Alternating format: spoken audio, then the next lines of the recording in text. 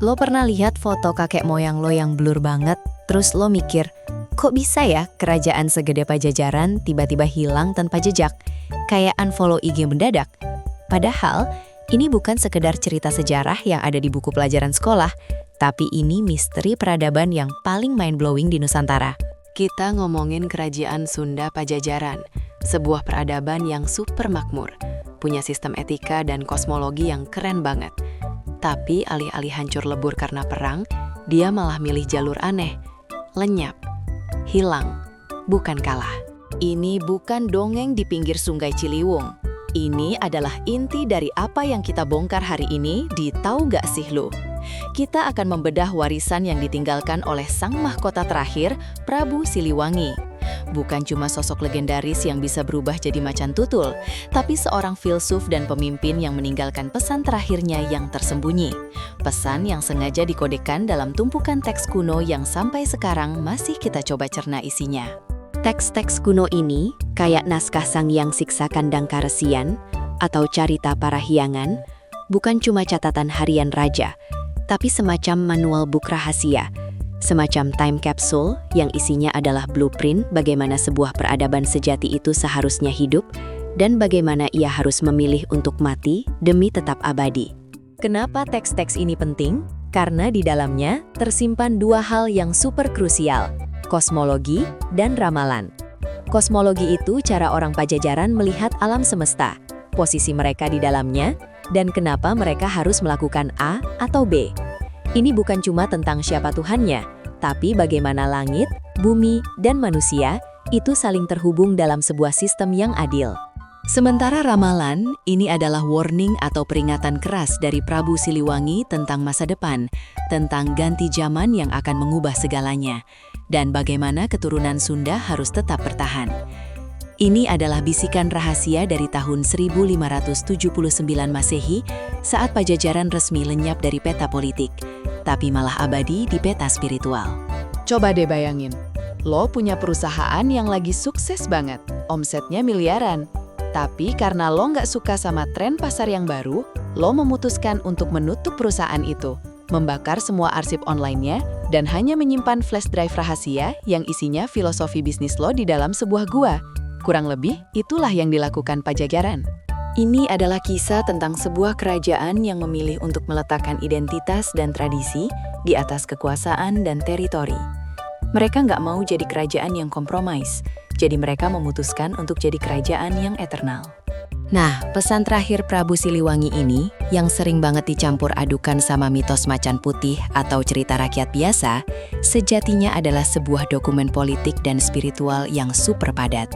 Ini adalah analisis mendalam tentang etika, bagaimana seharusnya seorang manusia Sunda menjalani hidup, bagaimana seharusnya seorang pemimpin memimpin, dan yang paling seru, ramalan kapan Sunda akan kembali caang lagi. Ini bukan tentang mendirikan kembali Istana Batu, tapi tentang menghidupkan kembali roh yang terkandung di dalam teks tersebut. Kalau lo mau tahu kenapa di Indonesia ini ada istilah jati diri, dan kenapa orang Sunda itu punya karakter yang dibilang cager, bager, pintar, ya lo harus bedah warisan teks kuno ini. Karena disinilah semuanya dimulai, disinilah pondasi peradaban diletakkan, dan disinilah juga keputusan untuk pensiun dari sejarah dibuat. Pajajaran, nama yang kalau disebut di Jawa Barat itu konotasinya bukan cuma kerajaan, tapi semacam Shangri-La, sebuah peradaban ideal yang hilang di telan kabut. Tapi, kita harus buang dulu nih mitos-mitos yang terlalu manis, karena Pajajaran itu adalah sebuah entitas politik yang sangat real dan sangat powerful. Coba lo bayangin, selama hampir 2,5 abad, dari tahun 1333 sampai 1579 Masehi, Pajajaran itu menguasai hampir seluruh wilayah Jawa Barat dan sebagian Jawa Tengah. Terus, kenapa kerajaan sebesar ini bisa lenyap? Ini dia paradoksnya. Pajajaran nggak mengalami kekalahan telak di medan perang yang menyebabkan rajanya tertangkap atau istananya dijarah habis-habisan, kayak nasib kerajaan-kerajaan lain. Penyerangan terakhir oleh gabungan Kesultanan Banten dan Cirebon pada tahun 1579 memang jadi trigger. Tapi naskah-naskah kuno justru menunjukkan bahwa lenyapnya Pajajaran adalah sebuah keputusan filosofis yang diambil oleh Prabu Siliwangi. Ini bukan kekalahan, tapi sebuah pembubaran terhormat. Untuk memahami keputusan ini, kita harus buka naskah Bujangga Manik. Naskah ini adalah semacam catatan perjalanan, sebuah travel blog kuno dari seorang pendeta Hindu Sunda yang melakukan perjalanan spiritual melintasi Jawa dan Bali. Dari deskripsi Bujangga Manik, kita bisa tahu betapa makmurnya Pajajaran. Dia mendeskripsikan kota-kota, desa-desa, gunung-gunung yang disucikan, dan sistem irigasi yang rumit. Ini menunjukkan bahwa Pajajaran adalah masyarakat yang sangat teratur, bukan cuma kumpulan suku. Mereka punya roadmap spiritual yang jelas, dan itu sangat penting. Oke, sekarang kita masuk ke inti dari pesan yang ditinggalkan oleh Pajajaran. Naskah yang paling sering disebut sebagai blueprint atau panduan hidup orang Sunda kuno adalah Sang Hyang Siksa Kandang Karsian atau disingkat SSKK. Judulnya aja udah keren banget. Siksa artinya aturan atau ajaran, Kandang Karsian artinya tempat para resi, atau bisa juga diartikan sebagai tempat di mana ajaran suci itu dipelihara. Jadi, ini adalah kitab aturan yang isinya ajaran suci untuk memelihara diri dan peradaban. Mari kita bongkar konsep kosmologi intinya. Tri Tangtu Di Buana. Ini adalah 3 pilar utama yang menyangga alam semesta dan masyarakat Pajajaran. 1. Rama, mereka adalah produsen, penopang ekonomi yang harus hidup harmonis dengan alam. Tugasnya adalah ngukuhan agama dan ngukuhan pakaulan. Mereka adalah penjaga ilmu pengetahuan, etika, dan spiritualitas. Tugasnya adalah mengajarkan kandaga dan budi pekerti.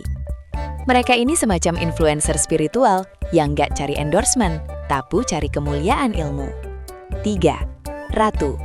Mereka adalah pembuat kebijakan, penjaga ketertiban, dan pelindung. Tugasnya adalah menjamin keamanan dan keadilan. SSKK menegaskan bahwa kalau 3 pilar ini menjalankan tugasnya dengan benar, maka Pajajaran akan mencapai kerta.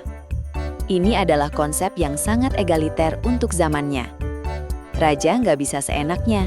Dia terikat oleh ajaran resi dan harus melindungi rakyatnya. Ini adalah checks and balances ala kuno.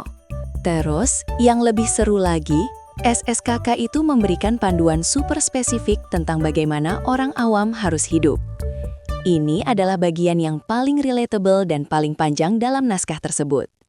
Ada daftar panjang tentang apa yang harus dihindari dan apa yang harus dilakukan, yang secara esensi mengajarkan prinsip hidup yang kagejer dan pintar. Contoh yang paling terkenal adalah ajaran tentang dasa krama dan panca tandanya. Salah satu yang unik adalah bagaimana SSKK mengatur tentang cara berinteraksi sosial.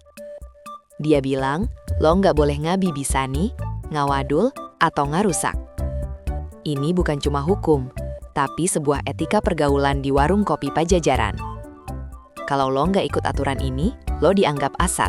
SSKK juga membahas tentang pentingnya guna, gawe, raga, budi. Guna, punya keterampilan dan pengetahuan yang berguna. Gawe, bekerja keras dan produktif.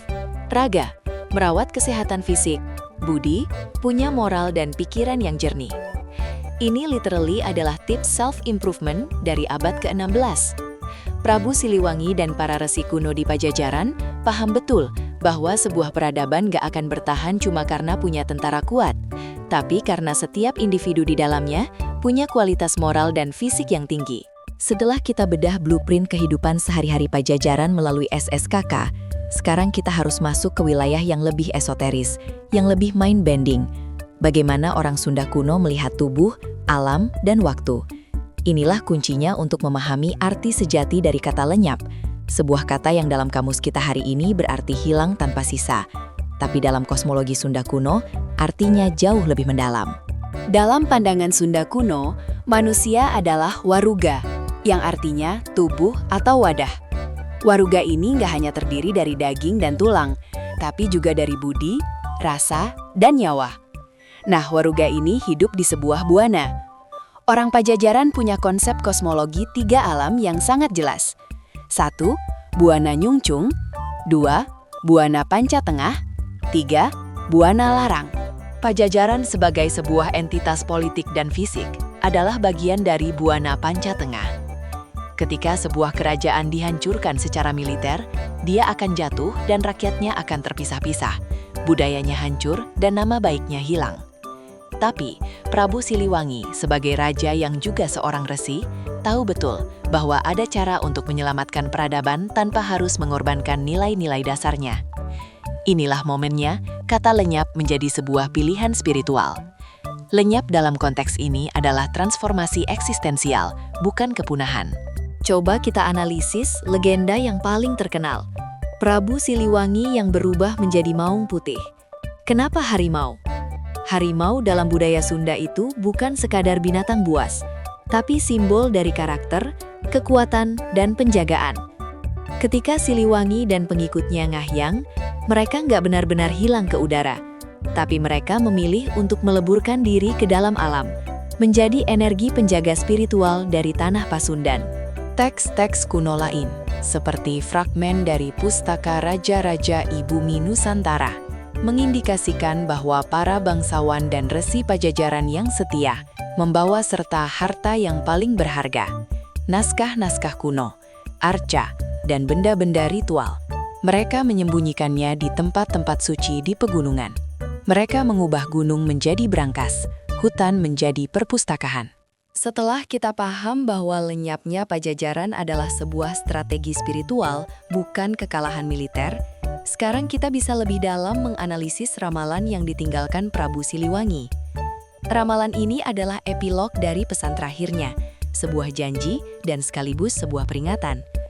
Ramalan ini nggak tercantum dalam satu naskah tunggal, melainkan tersebar dan terwariskan melalui tradisi lisan yang kuat, terutama melalui pantun Sunda dan beberapa fragmen dari naskah-naskah turunan SSKK.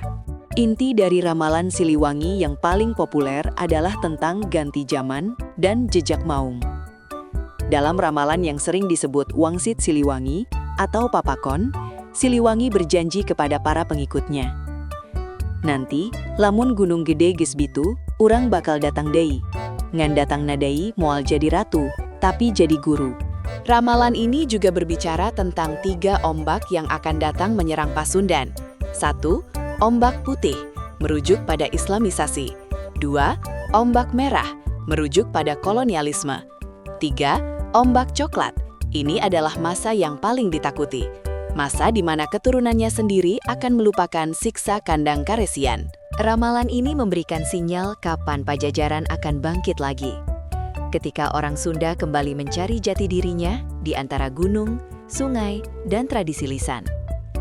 Teks-teks kuno menegaskan bahwa warisan sejati Siliwangi itu ada di cai, gunung, angin. Pada akhirnya, lenyapnya Pajajaran dan pesan terakhir Prabu Siliwangi bukanlah cerita tentang kegagalan masa lalu.